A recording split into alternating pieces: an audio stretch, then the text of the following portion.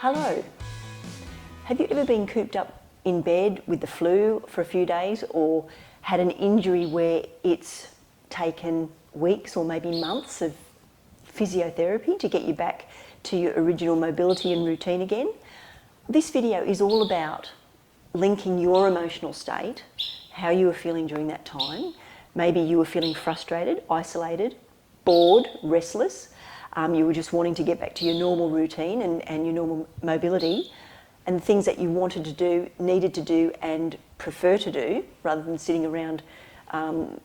trying to get yourself better. I want you to think about how you felt, and also whether you have a dog that might be going through a recovery period because of an illness or an injury that they might have sustained. And for example, musculoskeletal injury, which is very common, a cranial cruciate ligament rupture,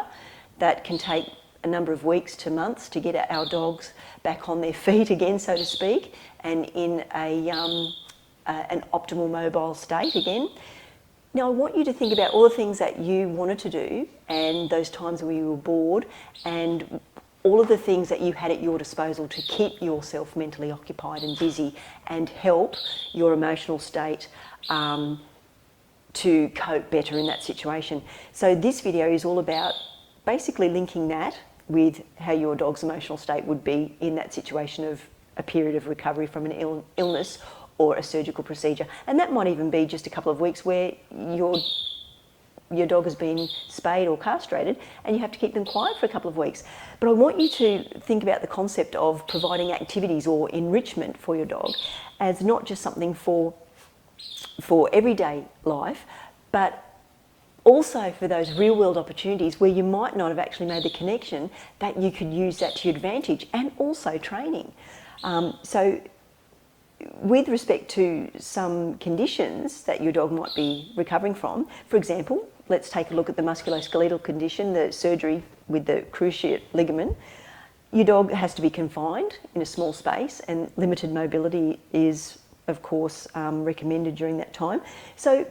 basically you could provide lots of activities to keep your dog mentally stimulated, like Marco has here, a range of things. But also you could do that,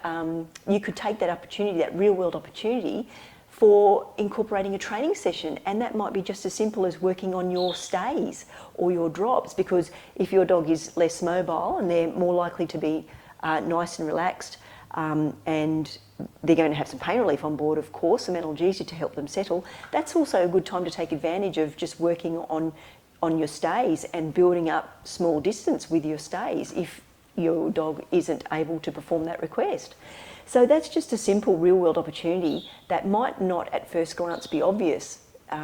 when you're thinking about training with your dog. Similar things with dogs that might be doing some physiotherapy. Now that can be a bit time-consuming, and you can end up doing that robotically at so many times a day as you need to, depending on what your discharge instructions were from your veterinarian. So incorporating a training session in a physiotherapy session would be fantastic. If you have to do your physiotherapy exercises with your dog, simply incorporate some classical conditioning where you're rewarding your dog for completing those repetitions when you're working with them. And you've just incorporated a lovely training session, but you've also rewarded your dog in that everyday situation, making that experience more pleasant for them. And so you're going to optimize their recovery because you're helping their emotional state to turn into one of a more positive association with that experience, if you like. So there's just a couple of situations where at first glance you might not have thought that you could utilise them as a training session, but it just takes a little bit of imagination, thinking outside of the box. And also just in the situation where you might have had your puppy spayed or castrated and you have to keep them quiet, this is a fantastic way and a catalyst or a motivation for you to start incorporating enrichment and lots of different activities for your dog in that recovery time that you can incorporate in their daily life indefinitely. But what you're also doing for your puppy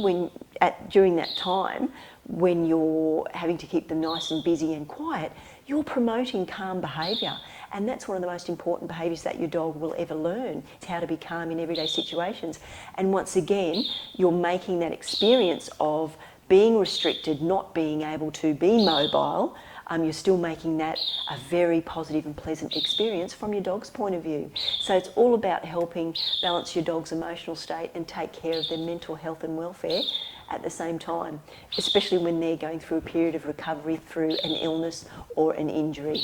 So I'm hoping you can see the value in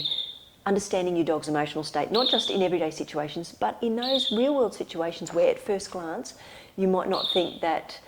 enrichment or providing lots of mental stimulation for your dog would be of benefit or would even be applicable, but that's where they're most crucial and most rewarding and fulfilling for your dog. And there's also a link I've put in the description below that outlines the benefits of a specific pheromone therapy, and you may have already heard of it before, but it's in the link in the description below for you, and it's absolutely crucial, even more so, not just in our dog's daily life, but especially when they're recovering from a period of medical illness or a surgical procedure. So that's about it for this video, and from Marco and me, we'll talk again soon.